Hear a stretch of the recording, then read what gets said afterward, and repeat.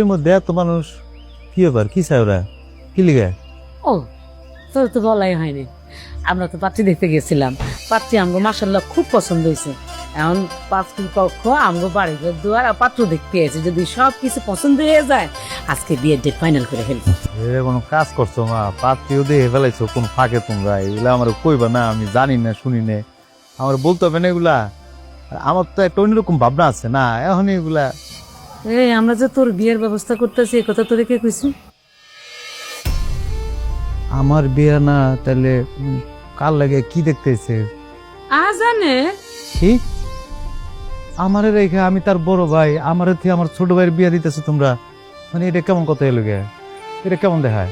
তোর বিয়ে তো অনেক আগে হওয়ার কথা ছিল, কিন্তু কেমনে হইব? তুই তো বেকার, কোনো কাম কাজ করস না। তোর কাছে কেউ মাইয়া বিয়ে দিব?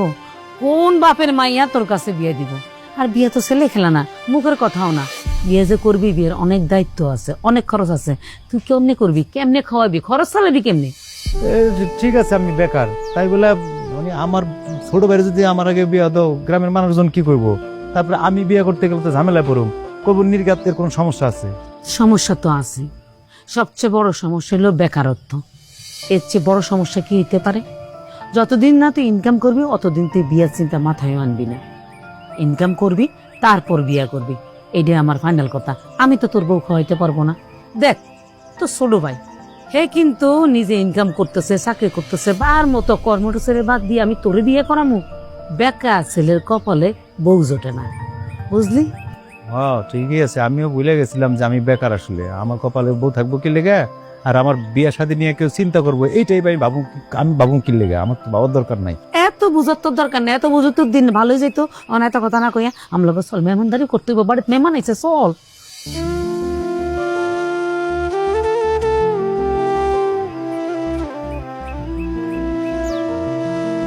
আসসালামু আলাইকুম।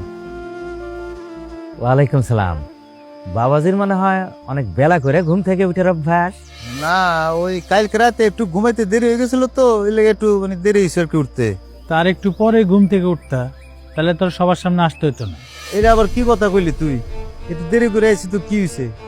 আর তোর বিয়া শাদীর ব্যাপারে কথাবার্তা চলতেছে, আমি তোর বড় ভাই, তুই একটু আমার জানাবি না আগে? তোমারে জানানোর কি আছে?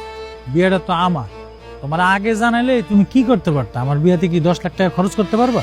এটা আবার কোন ধরনের কথা কইলি? তোর বিয়ার সমস্ত জিনিস সবকিছু আমি দেখুন না মা, আমি করব না? আমারটা দায়িত্ব আছে না, আমি বড় ভাই। আমি কি তোমার একবার কইছি যে তুমি আমার বিয়াতে থাকতে পারবা না, কিছু করতে পারবা না? শুরু থেকে শেষ পর্যন্ত তোমারই থাকতে হবে, সব কাজ কাম তোমারই করতে হবে। বেকার থাকো তো, কাম কাজ তো করো না। বেকার থাকতে থাকতে মাথাটা তোমার খারাপ হয়ে গেছে। আর চুপচাপে যে দাঁড়ায় থাকো তো, তারা কি বলে সেটা শোনো। আব্বা আপনি বলেন। ও তো ঠিকই বলছে, তুমি বাড়ির বড় ছেলে, বেকার, কাম কাজ তো কিছু করো না। তোমার তো জানার একটা অধিকার আছে।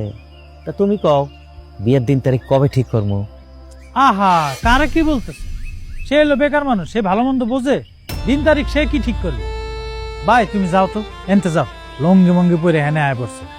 আপনারা যে সিদ্ধান্ত নেবেন দিন তারিখ সেটাই হবে। কি কোন আব্বা? শরবত নাস্তা নেই। নেন নেন না আব্বা, কথা বলো না কেন? তাহলে ভাই সাহেব, আগামী শুক্রবার তাহলে বিয়ের তারিখটা ফাইনাল করি। আলহামদুলিল্লাহ, তাহলে শুক্রবারই হোক।